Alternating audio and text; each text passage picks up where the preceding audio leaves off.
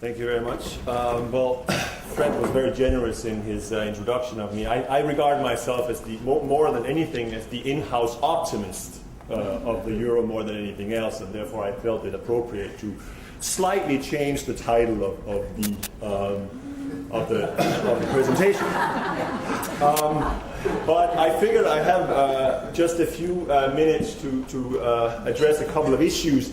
So I think what I would do is say I basically agree completely with the authors in their assessment of a lot of the problems we're in here in Europe today, how we got in, and that there was clearly moral hazard, both I would argue on the sides of the governments, but quite clearly also on the sides of markets, because this is how you justify convergence trade. And I completely agree with the authors as well, that ending this regime with the degree of leverage that you see in the euro system today is going to run bank runs and other kinds of bank sovereign loop runs. But what I will say, though, is, and my principal quip, I think, in terms of substance, is going to be with the assertion that the last chart that Simon brought, I think that relies on some fundamentally flawed assumptions by Professor Sin, and I do not believe that this amounts to an opaque bailout that somehow cannot continue because of the inherent risk to the Bundesbank.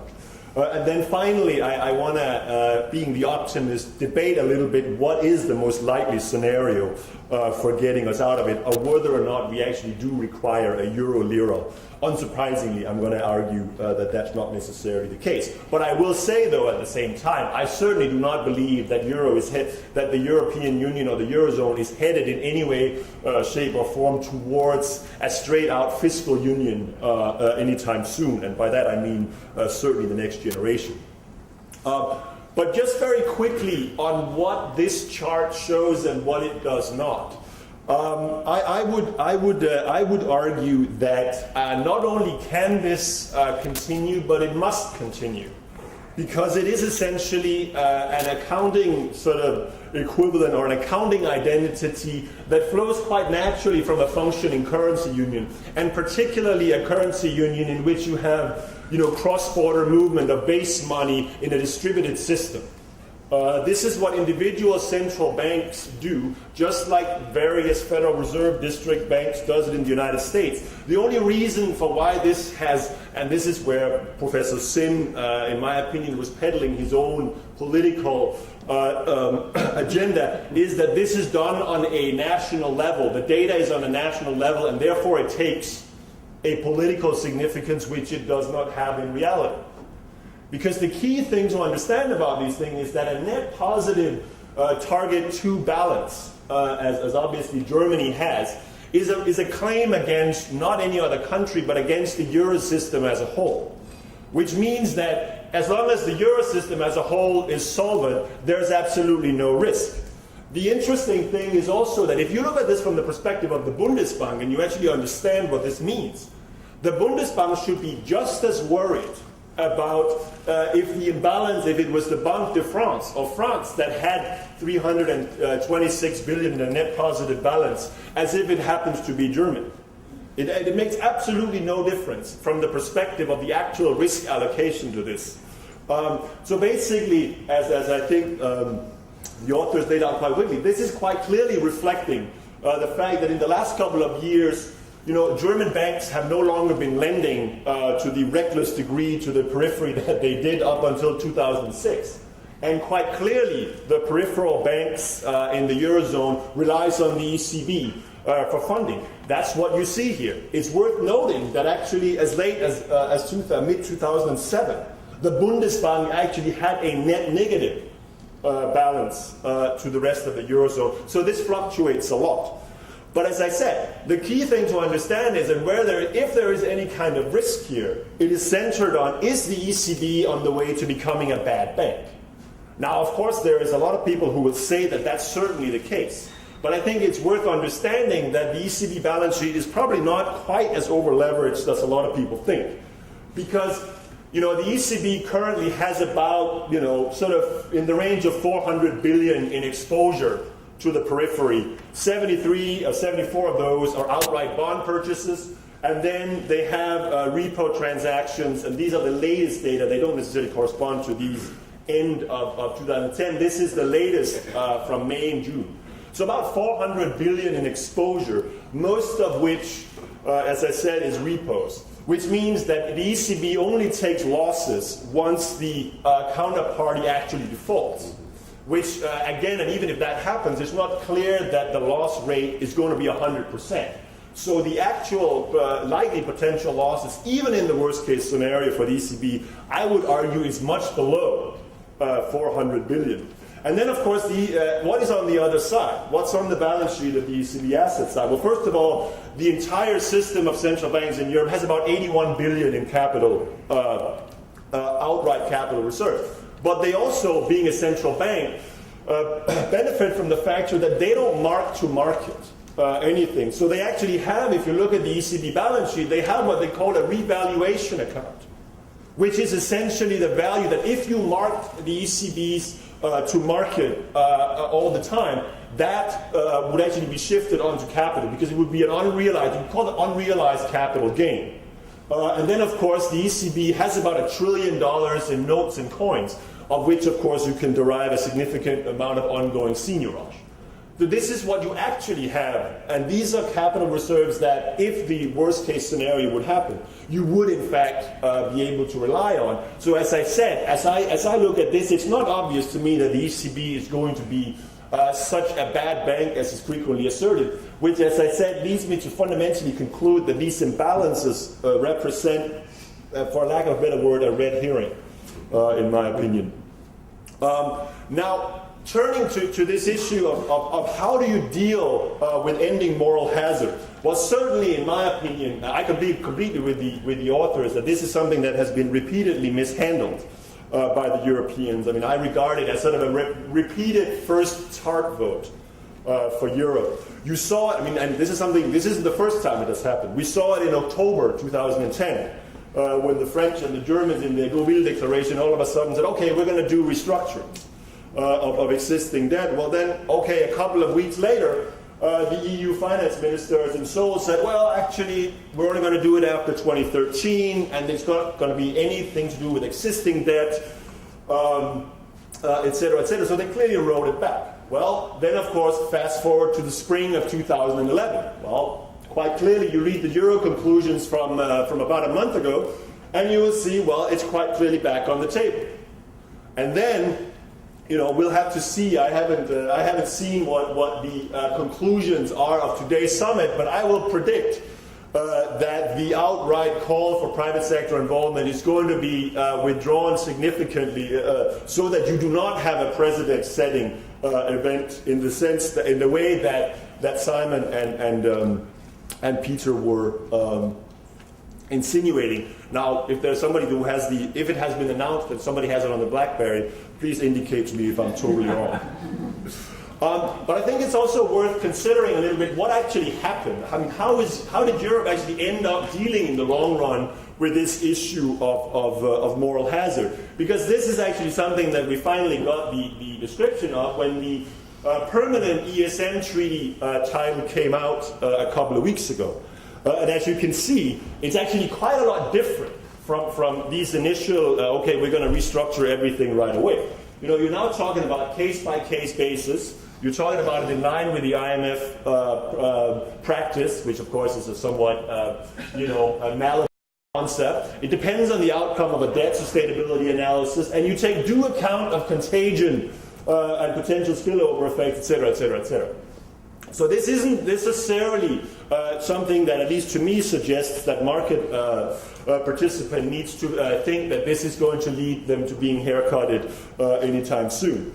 And as I said, turning to the EFSF, I will predict that this will end up with roughly the same actual application of this, which ultimately means that you're not going to see these things being evoked up until after 2013 when the ESM comes into place. I will also predict, and this is where events could well have overtaken me, that as part of today's summit, you're going to have much lower cost of capital in the loans from the EFSF, which of course represents an implicit transfer from the center to the periphery.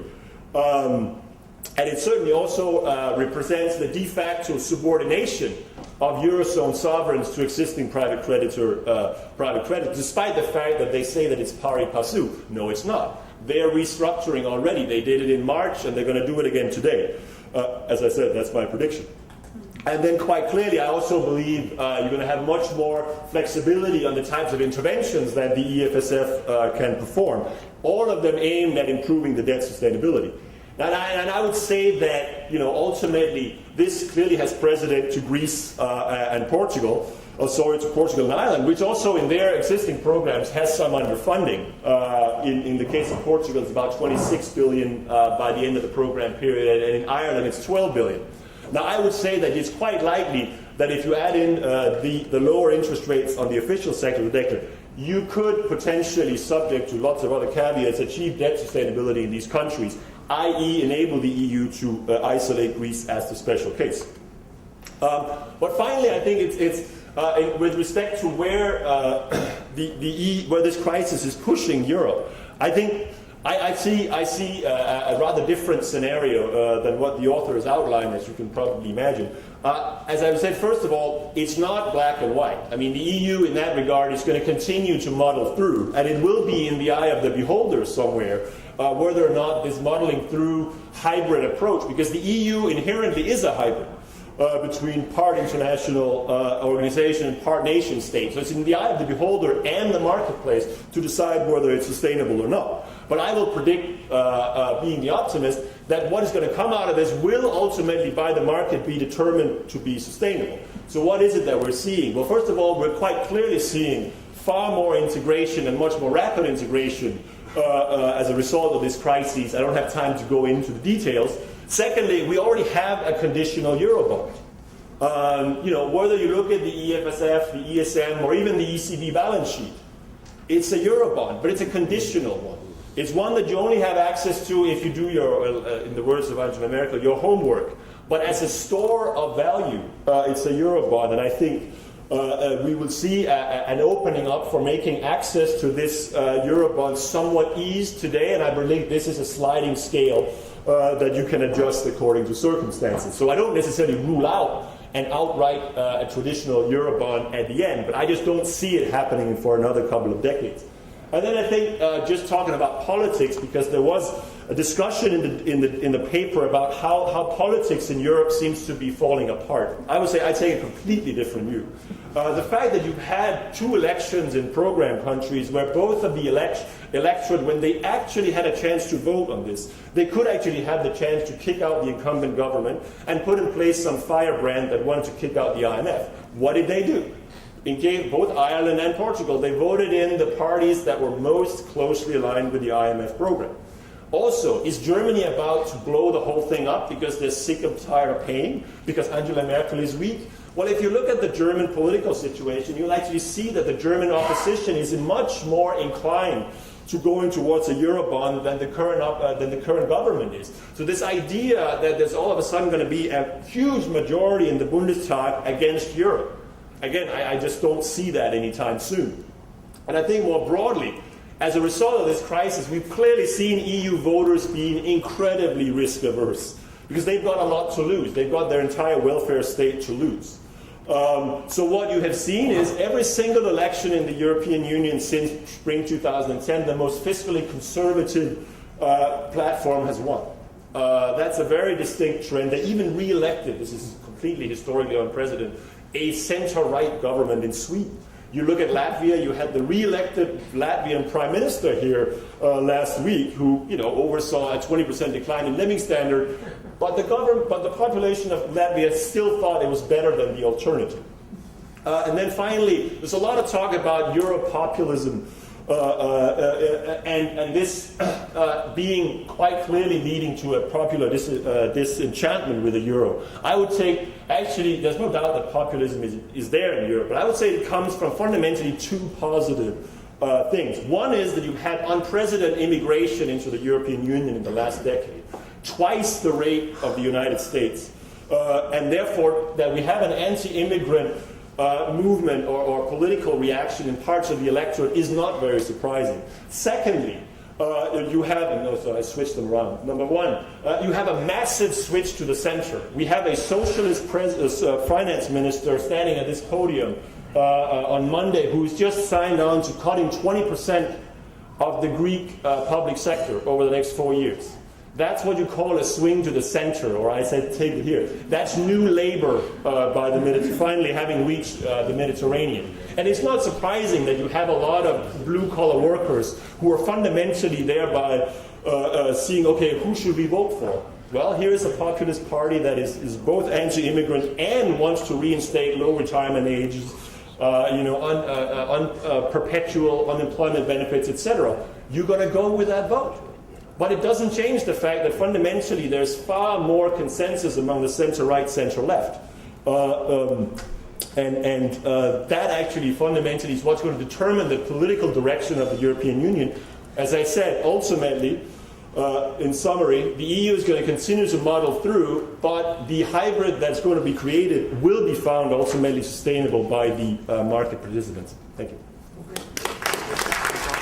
We do have at least some debt worries on this side of the Atlantic. What's your sense of the interaction in both directions between what's going on in Europe, on the front you are discussing, and what's going on here? Is the continued difficulty in Europe preventing pressure on our politicians to do anything serious about our debt and deficits? Or should our people be worried that the Europeans might go, as Jacob suggests, get their act together and really bring a change in sentiment toward the U.S. in favor of Europe over the next year or so? Or anything else?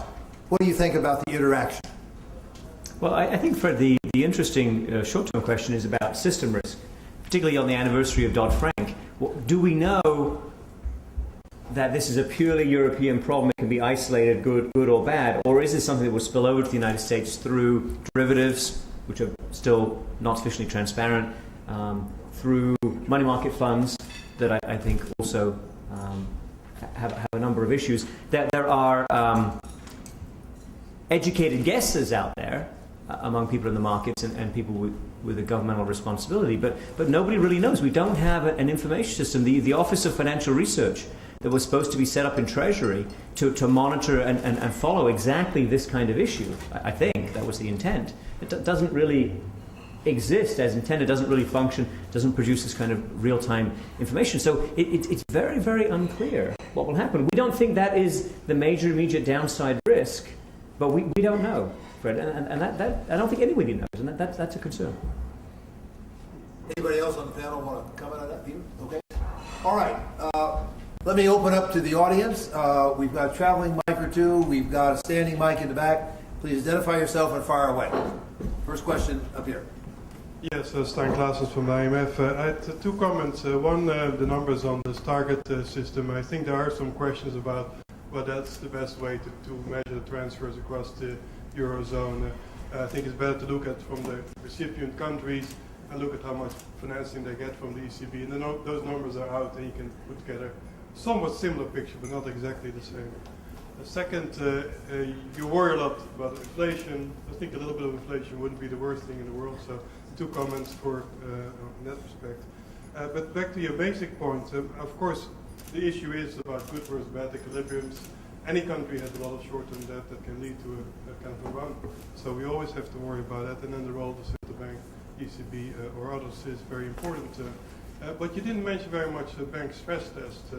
And I think that's a tool that can also help us differentiate the good from the bad guys, because that's where in the end it all comes down to, whether in this restructuring we can tell not just who are the bad guys, I think they're obvious more and more by the day, but whether we can also make kind of a signal towards the good guys. And that's where the bank stress test could have been useful, maybe more than they were to date. And so I would like to hear from you what more needs to be done. In that respect, you mentioned Merkel maybe making a switch today. But I think part of the problem is still in a very deeper background is that the bank restructuring is not being done sufficiently. So there is a resistance maybe to let the Landesbank not fail, the Carcas, you name it. So a question on the bank stress test. Okay. Who wants to comment on that? Yeah. Good. Well, I'll get to target. I'll get to comment briefly on the target too, because Jakob and I were there. Yeah, no, you're right. There are other ways that you could measure the interdependence. I think Jakob, I don't think we actually disagree on the nature of the target balance.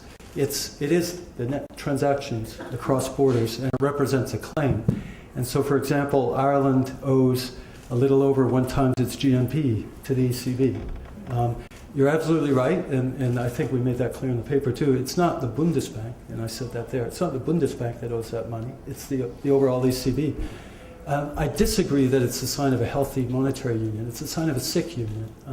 We saw the same thing in Russia before it broke up. Everybody printed money. But let me just quote the Bundesbank on this, because they have a good comment. They say the sharp rise in Bundesbank Target 2 balances since 2007 is essentially due to the tension on the money market and problems in the banking sector within the euro area. In the years prior to the financial crisis, Germany's cross-border payments were virtually balanced. So I think that's the point. And I really don't think we disagree.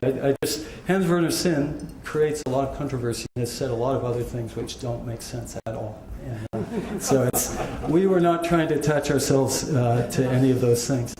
On the stress tests, I think it's really valuable. Right? I kind of feel sorry for them. They present all those results, all that information, and they're in a very difficult situation.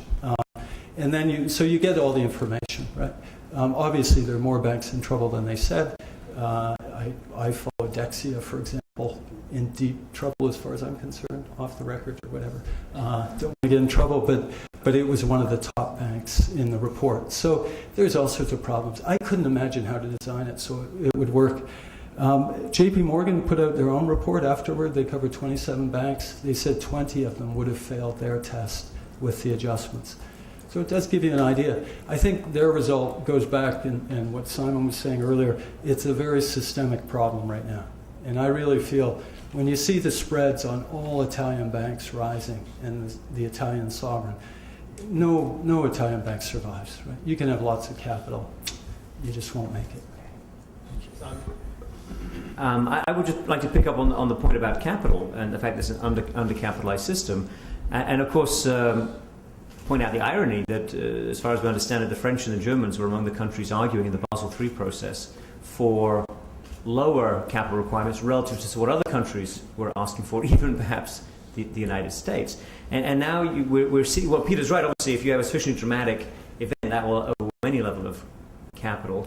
These are undercapitalized banks. This is an over-leveraged system, an undercapitalized system, and this creates potential for all kinds of spillovers. And I think, Stein, I'm sure the position that a little bit of inflation is not so bad is not an official IMF position, so I won't press you on that. But I think what we're looking at here is the connections between financial instability, macro policy, and in a classical, narrowly defined inflation targeting framework, which is what the ECB has been pursuing. I don't think it really recognizes the ways in which inflation risks and inflation pressures appear, including, for example, through the scenarios that we've been talking about, and the ways in which weak, undercapitalized banks can create a bigger disaster, and then you have a choice. Do we let them really go down in some fashion, or do we provide additional funding that will likely lead to not a little bit of inflation, but significant inflation?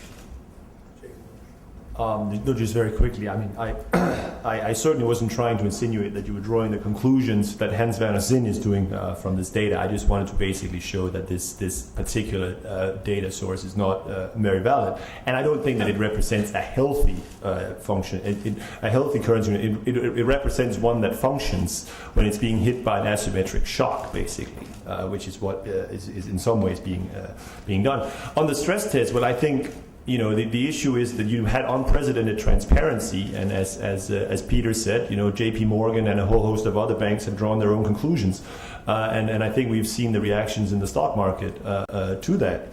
So you would hope that officials and regulators would now would basically be more coercive, if you like, at forcing an accelerated capitalization of the banking system. But I would also say that I think the EBA, certainly a positive for me on the EBA was that it in some ways passed what I would regard as its initial institutional integrity test. It was tougher than I was certainly have expected on the quality and the type of capital that it counted. It was denounced by the German banking regulator, which I regard as a sign of a badge of honor. Every credible bank regulator should be denounced by Jürgen Sanu. And it's too little, but I would say that it's definitely a significant push in the right direction. Okay, other questions? Anne?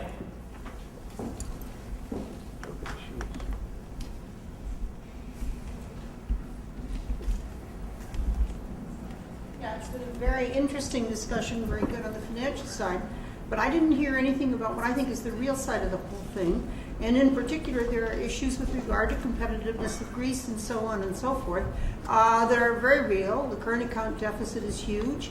And that has to be solved along with whatever happens to the euro. And anything that it seems to be goes on one track and doesn't look at the other is a long way from sort of looking at what are the realities going forward. And if I were pessimistic, it would be more about the absence of the real adjustments at the moment, even then about the financial, which is certainly big enough. I'll just say briefly, we agree. There were many other things that were negative too, unfortunately. We did write in the note some issues on that. One of the things that bothers me most is, like you say, the current accounts in Portugal and Greece remain very much in deficit, a very large deficit. That shows you a big adjustment still has yet to come. The budget deficit measured against GNP in Ireland is around 12 or 13% right now, after 2 years of very harsh reform, so-called harsh reform. And so then you say, well, maybe what's really required is a much bigger cut in wages, much more like Latvia, who you had here, and others, in order to resolve this. And that is one more reason to feel that it's going to be very difficult to go through this with the moral hazard regime remaining. Right? Very hard to imagine how you don't go through this with a lot more defaults if you're going to have those type of cuts coming. Just quickly, I mean, on that, no, I mean, there's no doubt that the competitiveness imbalances, if you like, are a huge part of the problem. But at the same time, I'm not sure.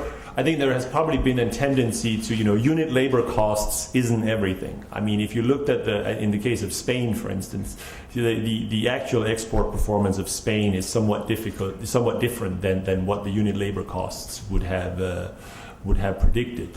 I think you certainly do have to have a large degree of real internal adjustment in these countries. And if you look at how the most recent thing that the Greek parliament passed, I think it's going to do quite a lot of that. So it's going to be a number of lean years for all these countries in question. And I think perhaps it's also important to distinguish between lowering wages and lowering total wage costs in these countries, because I think that at least in some of them there is a significant tax wedge on here, and that's something where you could say, well, you could change the burden of taxation from the existing systems that focuses on labor to consumption taxes that could be phased in over a period of time. So I think that there are things that the countries could do to expedite this, but it doesn't change the fact that they're in for some tough times ahead. Bill? On the information side, the statement by the heads of state and the EU institutions is going to move the EFSF money to 15 years instead of 7.5 years. It's going to cut the interest rate to 3.5% or the funding rate. So you're getting that. It also explicitly says PSI is voluntary basis through menu of options. So I think where we're at the moment is recognition of greater need for reducing the burden, but indirectly of sort of muddling through. Now, I worry about the heavy emphasis of moral hazard in your presentation of your case. Usually, that kind of argument says this country should have a radical default to establish an object lesson, so nobody will ever do this again. Well, when this is argued in Latin America, the answer is they've been through hell. They're not going to go out and overborrow again rapidly because of moral hazard. So I think as in many cases, focusing so much on the optic of moral hazard can basically be misleading. I think what's really important instead is to focus on the debt sustainability. Well, Greece has 50 billion euros of state assets that can be privatized. I noticed that fully 15% of the increase in the debt in the July IMF projection seems to have appeared from nowhere. It's, quote, contingent liabilities recognized. Well, what does that mean? Is there some state firm? Is there some asset that's offsetting that? I mean, these numbers, I think, need a lot of shaking before we can arrive at the conclusion, as Jeff Sachs was saying yesterday at FT, as whether there isn't more of a fighting chance of sustainability of this. So I would be a little cautious about basically lighting the fire on obvious, inevitable, deep haircuts to make the moral lesson that we shouldn't have moral hazard. Yeah, I don't think we're trying to teach anyone a moral lesson here, Bill. I think we're discussing the incentive system that has prevailed to this point, the way in which countries... What were investors thinking? What did they believe? They substituted currency risk. When you got the EU, when you got the single currency, what you did at that time was to substitute currency risk for credit risk. And implicitly, as you say, there was the assumption that there wasn't any credit risk because everybody was part of a big family. Right, so the big family has got some issues to work out over the dinner table. And that, I mean, we're not particularly making a moral judgment here. We're asking the sustainability of that deal. And the question of debt sustainability, I think, is very important for the reasons you say. But it is hard to find a way to make this, and maybe there's some magic to be done on the numbers, and maybe there's some, I don't know, perhaps there's even some mistake in the numbers for Greece and for Ireland and for Portugal. But it is, and that's why we discussed it as scenarios, not as inevitable outcomes, by the way. But it is hard to find a way out without some, looking at the numbers as we look at them right now, without some element of restructuring. I had thought everybody would understand the moral hazard issues, and what I was referring to in this talk, I mean everybody in the solution that would come up. What I was referring to in this talk was, how would you sustain in the private market Italian and Spanish and French debt, or whose ever debt, at the current levels if you remove the regime of moral hazard? We weren't advocating you remove it. I had thought that they would never dream of removing it. I fully understand Jean-Claude Trichet. Right? He's saying all the time, no default, no credit event, no special default. Well, now there is going to be a small default, they say, for a couple days. And the gradual progression of statements is going from last March, unfathomable to have a default, then the May program, no default necessary. And then in April, Mr. Schauble made a comment that maybe restructuring of Greece was necessary. And the next day he retracted it because the markets fell sharply. And then 3 weeks later, he came out and he said, actually, and he sent a letter to everybody and said, we need to extend the debt 7 years, which is sounds like a coercive default. And he was arguing the moral hazard side. I just think it's very, very dangerous to have gone down this route. But I think the problem now is that in the eyes of bondholders and investors, that question is wide open. It's very unclear where the politics is going to balance. And like you say, there's no such thing as a simple default. Let me ask all three of you to answer what I think is one of the central questions in the debate. What is the sign of the impact on possible contagion from a Greek restructuring? On the one hand, it is argued that if you restructure Greek debt and put the Greece problem on a sustainable path, that removes the problem of contagion. The sign is positive. The alternative view is that if you do a Greek restructuring, then it's implicit that there are going to be restructurings elsewhere. The precedent implies it will be replicated, and so the sign is negative. That's the Trichet risk. So which is it? And how do we know which is the proper sign? Not even the magnitude, that more complicated question, but do you feel confident that we know the sign of the answer to that question, which we may get a test on here coming out of what the Europeans are doing today. So I want to get you all on the record so we can test you going forward. But I think it's a pretty significant analytical question on which we may get some data, but I want to get your take on it now. What's your feeling? Plus or minus? Well, Fred, what was the sign of the effect of the default or collapse of Lehman on Goldman Sachs, Morgan Stanley, and Merrill Lynch? So it depends. If your expectation is 100% full bailout, which I don't think that's exact expectation today, but there's a probability on that scenario that still seems pretty high to us. And if you learn, and I don't think we'll learn this today either. I think this is part of the muddling through. You won't update immediately in a massive way, but I think over time you will be moving that probability up. Then this is negative, as Peter said, for anyone else who might need to be restructured in some state of the world, and you're a bondholder, you want to be compensated for that additional risk. So that's a negative. By the way, the discussion so far reminds me of a speech given by Lorenzo Binismaghi in October 2008, a speech that was highly critical of the United States and the decision to let Lehman fail. And this is to Bill's issue about the family and the family discussion. Smaghi said, how could you have a society so riven by internal dissensions that it couldn't find it legitimate to protect creditors 100% in the event of a Lehman failure? So we'll see what kind of speeches Mr. Binismaghi will be giving as his time at the ECB draws to a close. Does anybody want to argue the opposite? No, I'm not going to argue. Tried to trick me.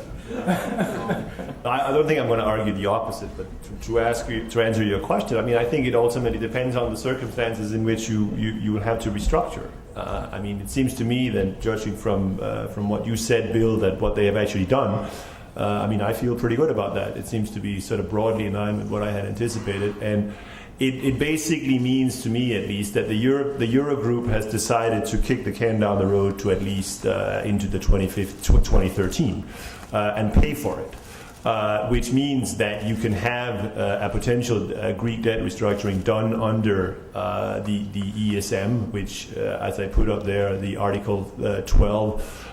It doesn't suggest. I don't think that that's going to lead to massive contagion to other countries, particularly because if they're really going to lend all the official sector money to both Portugal and Ireland at 3.5%.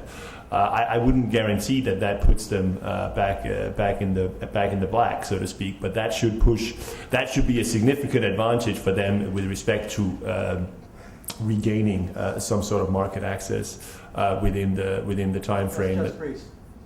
Just Greece, not. Yep. Oh, okay. Well, that's certainly a strong negative if that's the case. That's for sure. Then I will have to read. It's a little ambiguous. The first sentence of that phrase, or that paragraph, is back Greece, but then it says EFS lending. So it's a little. Okay, but if it says EFS lending, then it means all of them. That's good in that card. But I mean, ultimately, I think it'll be a positive that you reintroduce debt sustainability in Greece under those circumstances. I think that doing it under the ESM, I think, will be a net positive, Fred. Let me revert to my first question. We go back to the floor. If Jacob's instant interpretation is right, that this represents Europe kicking the can down the road to 2013, and if our domestic debate here, as seems quite likely, winds up essentially kicking the can down the road until past our elections, until 2013, It's going to be a good year. do we think that the world will make it to 2013? I'll pose that as a rhetorical question. Ian. The world will make it, Fred. Ian Talley, Dow Jones. If we were to follow the muddle-through scenario that you're suggesting, Jacob, hasn't muddling through, the opacity of muddling through the past several months helped to push up the spreads, which created or helped to accelerate the restructuring that we're talking about in the first place with Greece? And so looking at the weak, anemic Italian growth, the massive amount of debt that they have to roll over, and the fact that the central banks don't seem to be doing the same auctioning in Italy that they are in Spain, or buying of the auction debt, why wouldn't, how do you perceive Europe being able to handle an Italian crisis?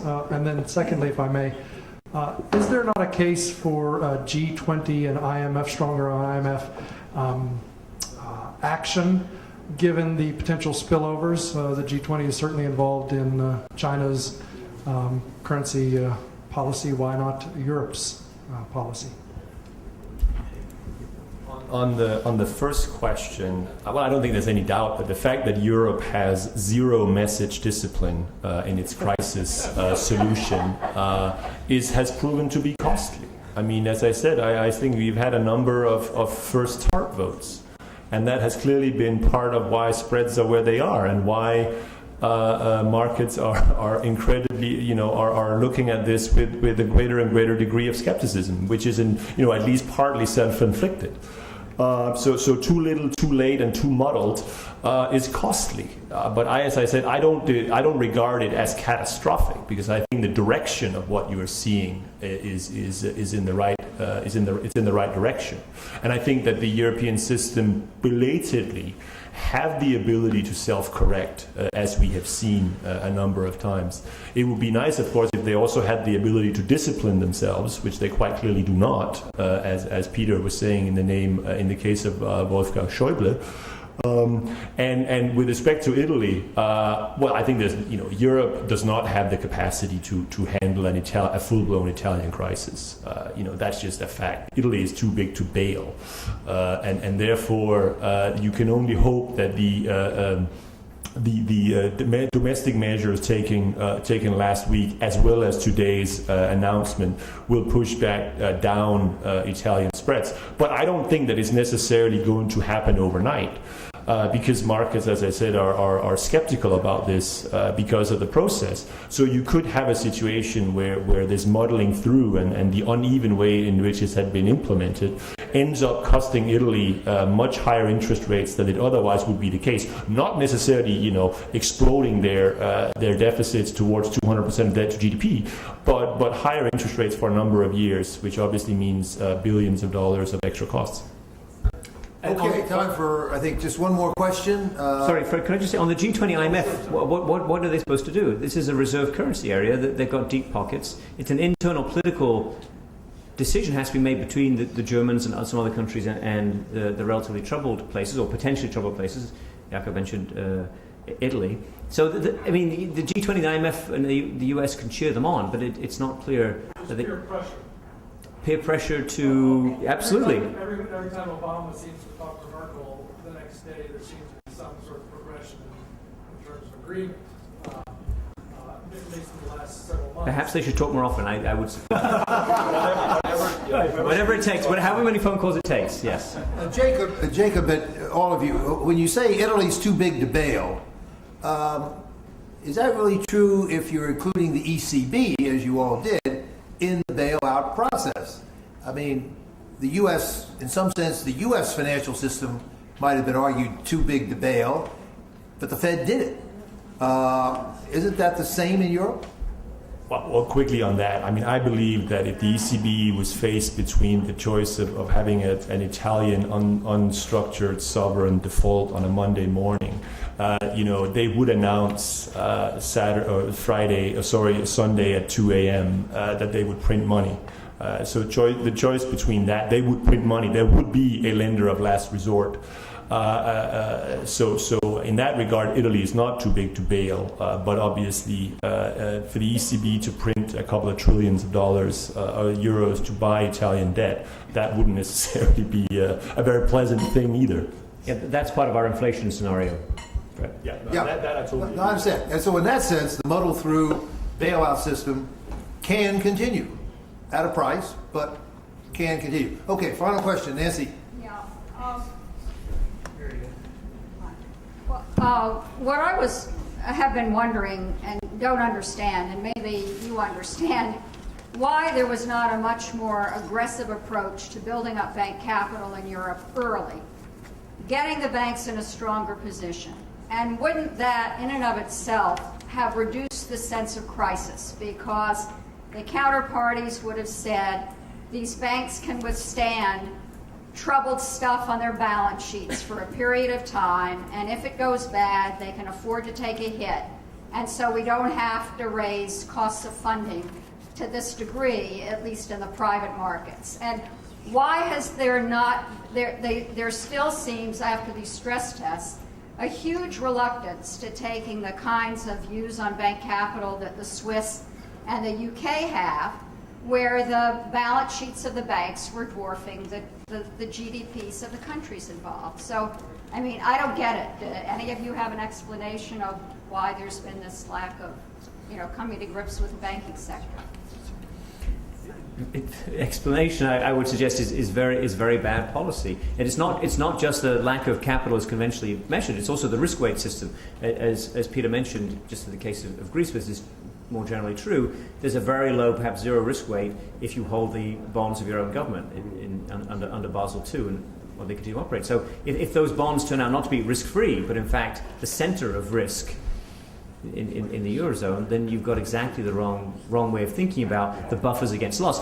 Any buffers can be overwhelmed, we know that, but the buffers these banks have are far too thin, and that's creating a major risk for all of us, including for the United States.